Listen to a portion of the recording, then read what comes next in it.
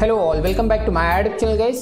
आज की इस वीडियो में हम लोग डिस्कस करने वाले हैं spring form tag library versus normal HTML form. क्योंकि गाइस हमारे पास एक रिक्वेस्ट आई थी, उसी के बिहाफ पे बेसिकली आज की इस वीडियो में हम लोग normal HTML form versus spring form tag library के बारे में डिस्कस करने वाले हैं। मतलब स्प्रिंग फॉर्म टैग को यूज़ करते हुए हम जब एचटीएमएल क्रिएट करते हैं उस लाइब्रेरी को यूज़ करते हुए।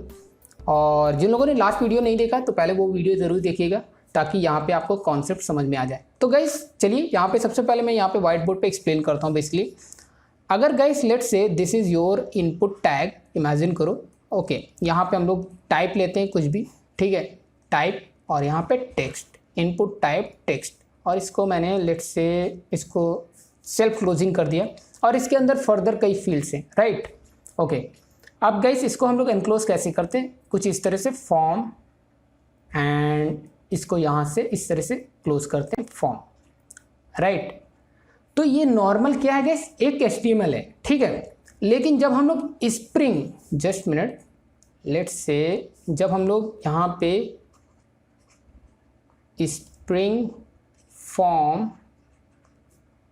टैग लाइब्रेरी, ठीक है, टैग लाइब्रेरी, ठीक है, लाइब्रेरी, ठीक है, जब हम लोग इसका यूज़ करते हैं गाइस तो बेसिकली हम लोग कैसे क्रिएट करते हैं बेसिकली, तो हम लोग बेसिकली क्या करते हैं कि हमें एक्चुअली डायरेक्टिव्स को ऐड करना होता था। जस्ट मिनट मैं यहाँ पे दिखा देता हूँ कौन सी डायरेक्टिव्स की बात कर रहा हूँ। ये लास्ट वाला प्रोजेक्ट है, तो यहाँ पे मैं ओपन करके दिखा देता हूँ गाइस। तो बेसिकली इस डायरेक्टिव्स को यूज़ करना होता है, राइट। तो ये आपको टैग लिब मतलब इस लाइब्रेरी को ऐड करना होता है आपके अपने प्रोजेक्ट में। देन आप इस तरह से बेसिकली आप फॉर्म जो भी आप प्रीफिक्स में दोगे, लेट्स से यहाँ पे प्रीफिक्स में मैंने दे रखा है फॉर्म, ठीक है, जो कुछ भी दोगे, लेट्स से अपना नेम देते हो, ठीक है, उसी को आपको प्रीफिक्स में यूज़ करना है यहाँ पे प्रीफिक्स में, एंड देन कॉलन एंड फिर फॉर्म। तो मतलब कि गाइस लेट्स से अगर हमने प्रीफिक्स में लेट्स से ABC दे रखा है या फिर सिर्फ F दे रखा है, इमेजिन करो ये F दे रखा है, राइट। तो हम कैसे लिखेंगे यहाँ पे F कॉलन फॉर्म, एंड ये एनक्लोज किया, एंड इसको यहाँ पे लेट्स से इसको भी टर्मिनेट करेंगे तो F कॉलन फॉर्म, राइट। तो इस तरह से करेंगे, राइट, बिल्कुल करेक्ट है।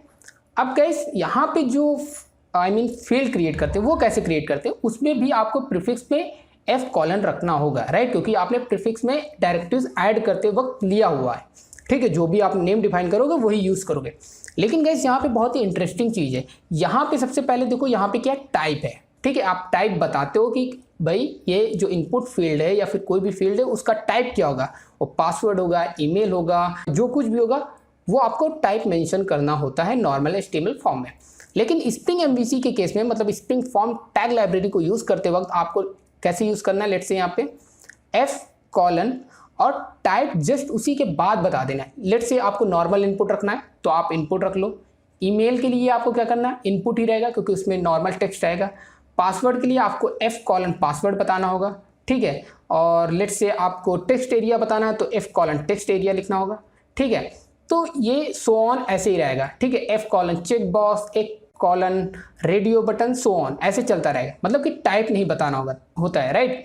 उसके बाद गाइस यहाँ पे सबसे इंपॉर्टेंट एक एट्रीब्यूट और होता है, वो क्या होता है कि किसी भी इनपुट फील्ड को बेसिकली यूनिकली आइडेंटिफाई करने के लिए हम लोग नेम एट्रीब्यूट का यूज़ करते हैं, राइट।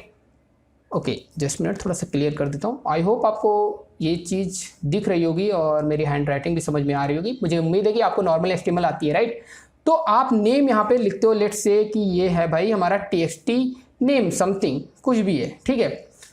यहाँ पे हम लोग क्या यूज़ करते हैं गाइस, नेम की बजाय हम लोग बेसिकली पाथ यूज़ करते हैं, राइट। अब पाथ में कौन सी वैल्यू होती है, उसके लिए आपको मॉडल क्रिएट करनी होती है, मतलब कि आपको DTO जनरेट करनी पड़ती है, DTO बनाना पड़ता है। DTO कुछ नहीं होता, एक क्लास होता है, राइट। और यहाँ पे एक बहुत ही इंटरेस्टिंग डिफरेंस है गाइस। सबसे पहले मैं बताना चाहूँगा कि जो फॉर्म होता है नॉर्मल HTML के केस में, मतलब इस वाले के केस में ये आपका HTML वाला है, राइट, तो ये नॉर्मल HTML है।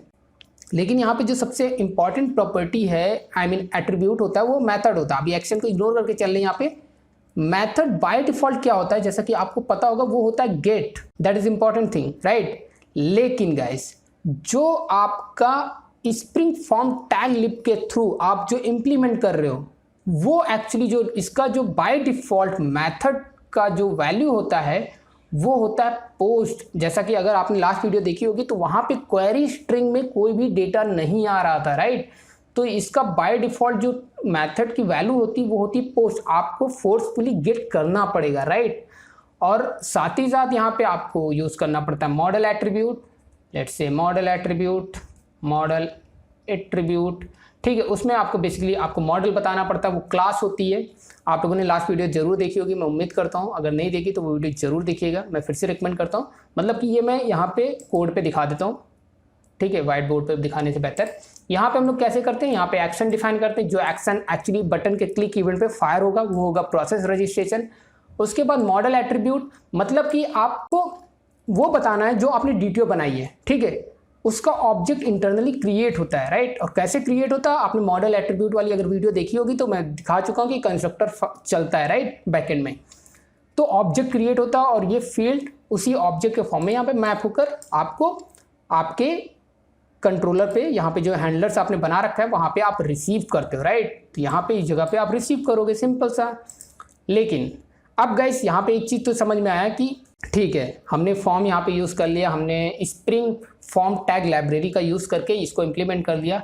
लेकिन स्टिल अभी भी मेरे को ये डिफरेंस नहीं समझ में आ रहा कि भाई ओके, लेट्स से कि मतलब let me change the colour. तो मतलब कि ये जो हमारा नॉर्मल HTML है और ये जो हमारा spring form tag library HTML है, इसमें डिफरेंसेस क्या हैं, ठीक है। दोनों वेल एंड गुड उस केस में। अब गाइस यहाँ पे देखो एक तो डिफरेंस आपको ऐसे ही नॉर्मल, अगर मैं यहाँ पे विजुअली जो आ रहा है उसके हिसाब से अगर मैं डिफरेंसेस बताऊं तो एक तो डिफरेंस है कि पहला डिफरेंस है जो वो क्या है गाइस, मेथड जो बाय डिफॉल्ट जो इसका टाइप होता है वो गेट होता है नॉर्मल HTML में, जबकि यहाँ पे क्या होता है, पोस्ट होता है, राइट। दूसरी चीज, यहाँ पे एक आपको ईजीनेस नहीं प्रोवाइड होती, क्योंकि यहाँ पे जो फील्ड आप बनाते हो वो क्वेरी स्ट्रिंग के फॉर्म में जाती हैं और वहाँ पे आप प्रॉपर्ली वो एक ऑब्जेक्ट के फॉर्म में एक्चुअली रिकॉर्ड नहीं मिलेगा, यू कैन सी। लेकिन यहाँ पे मॉडल एट्रीब्यूट की वजह से क्या होता है कि वो एक सिंगल ऑब्जेक्ट बन जाता है और वो सर्वर पे मिल जाता है। अब गाइस इसका बेनिफिट क्या है, इसका बेनिफिट बहुत बड़ा है।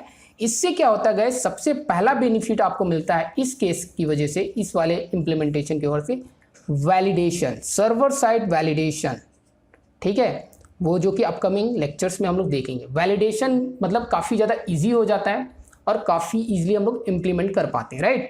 और यहाँ पे भी हम लोग इम्प्लीमेंट कर पाएंगे, राइट। वो भी मैं दिखाऊंगा कि यहाँ क्लाइंट साइड वाला जो है उसको भी यहाँ पे यूज़ कर सकते हैं, और प्लस क्लाइंट साइड जो जावास्क्रिप्ट वाला है वो भी देखेंगे, वो तो दूसरी चीज़ है, राइट।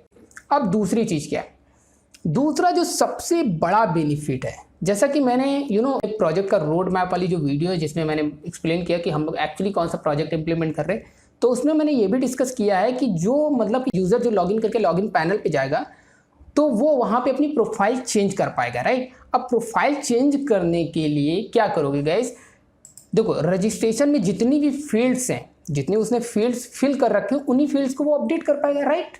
ओके, करेक्ट है। लेकिन अब क्या करोगे गाइस, हो सकता है आप करोगे कि रजिस्ट्रेशन फील्ड, यहाँ पे रजिस्ट्रेशन फॉर्म आपने बना ही रखा है, उसके बाद वहाँ पे अपडेशन के लिए यूज़र की जो रिकॉर्ड्स है उसको अपडेट करने के लिए एक सेपरेट पेज बनाओ, लेकिन वो HTML के केस में होगा।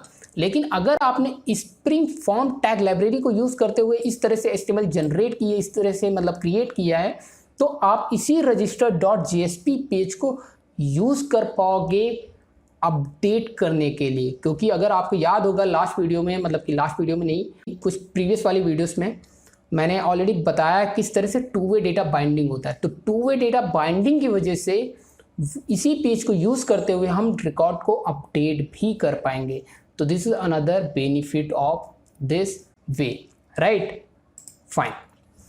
तो मतलब it's a very easy thing, ये सेकेंड हो गया, ठीक है। और जो थर्ड बात आती है वो सबसे बहुत ज़्यादा इम्पॉर्टेंट है, वो है में क्या होता है, क्रॉस साइट अटैक, ठीक है।